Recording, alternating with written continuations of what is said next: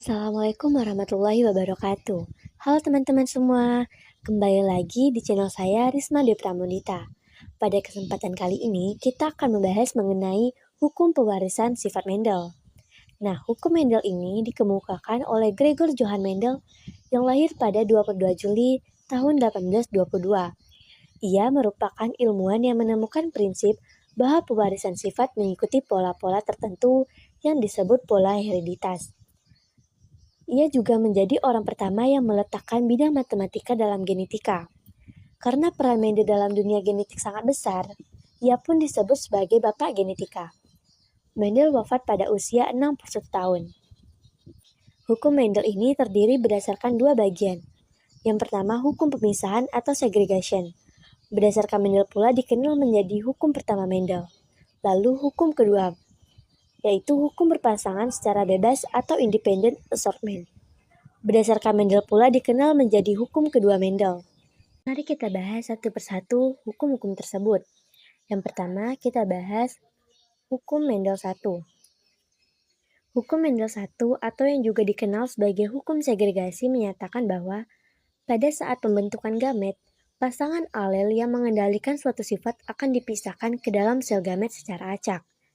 Dengan kata lain, setiap individu memiliki sepasang gen untuk setiap sifat, tetapi hanya satu dari gen tersebut yang diwariskan kepada keturunannya melalui gamet.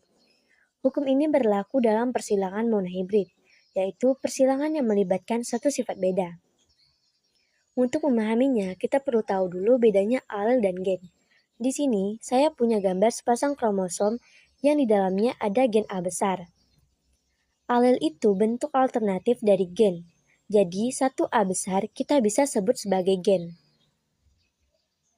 Nah, gen A besar ini memiliki pasangan A besar juga yang letaknya ada di kromosom pasangannya. Inilah yang kita sebut sebagai alel. Jadi, dengan kata lain, alel itu adalah gen yang berpasangan. Sekarang kita coba pahami kembali bunyi hukum Mendel 1. Di sini ada kalimat pada saat pembentukan gamet, yang berarti kalimat tersebut mengacu pada pembelahan meiosis, karena pembelahan meiosis itu terjadi pada sel gamet. Lalu kalimat selanjutnya, pasangan alel yang mengendalikan suatu sifat akan dipisahkan ke dalam sel gamet secara acak. Hal ini memang terjadi pada pembelahan meiosis. Jadi simpelnya gini, di sini saya ada gambar sel induk yang memiliki dua pasang kromosom yang di dalamnya terdapat dua pasang alel. Dua pasang alel tersebut terdiri dari sepasang gen A besar dan sepasang gen A kecil. Setelah mengalami pembelahan meiosis, alel tersebut akan berpisah atau segregasi secara bebas dan menyebar di setiap sel anak yang dihasilkan pada pembelahan meiosis. Seperti yang kita tahu, pembelahan meiosis itu akan menghasilkan 4 sel anak. Jadi di sini masing-masing sel anak tersebut akan memiliki satu gen A. Dengan kata lain, gen A yang tadinya menyatu di sel induk ketika saya melakukan pembelahan meiosis, maka gen tersebut akan berpisah dan menyebar di masing-masing sel anak. Nah, itulah yang dimaksud dari hukum Mendel 1 atau hukum segregasi. Selanjutnya kita masuk ke hukum Mendel 2. Hukum Mendel 2 atau hukum pengelompokan gen secara bebas menyatakan bahwa jika suatu makhluk hidup memiliki dua atau lebih pasang sifat yang berbeda, maka sifat-sifat tersebut diwariskan secara terpisah dan tidak saling mempengaruhi. Artinya, gen yang menentukan satu sifat tidak bergantung pada gen yang menentukan sifat lainnya. Dengan kata lain, setiap sifat diturunkan secara acak dan tidak dipengaruhi oleh sifat lain dalam suatu persilangan. Mudahnya gini, misalnya di sini kita punya satu sel induk yang di dalamnya mengandung dua pasang kromosom homolog dengan sifat yang berbeda. Pasangan 1 mengatur tinggi tubuh yang dikodekan oleh gen A, dan pasangan 2 mengatur warna kulit yang dikodekan oleh gen B. Ketika melakukan pembelahan meiosis, pastinya sel induk tersebut mengalami tahap metafase, yaitu tahap ketika kromosom homolog berjajar di tengah atau di bidang ekuator.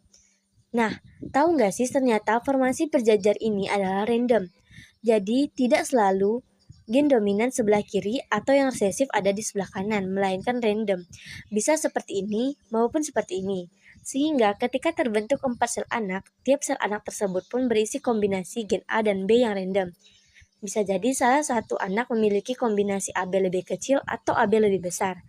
Jadi intinya bergabungnya gen itu terjadi secara random karena formasi pada tahap metafase pun random.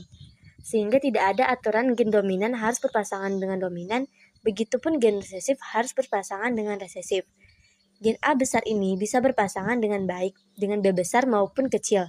Jadi tidak terbatas. Itulah yang dimaksud dari hukum Mendel 2. Jadi hukum bergabung secara bebas. Kalau kita perhatikan, hukum Mendel 2 ini bisa kita buktikan dengan persilangan di hibrid.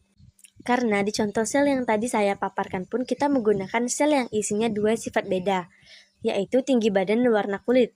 Sedangkan untuk hukum Mendel 1 kita bisa buktikan dengan persilangan monohibrid, yang hanya ada satu sifat beda saja yang sebelumnya sudah kita jelaskan.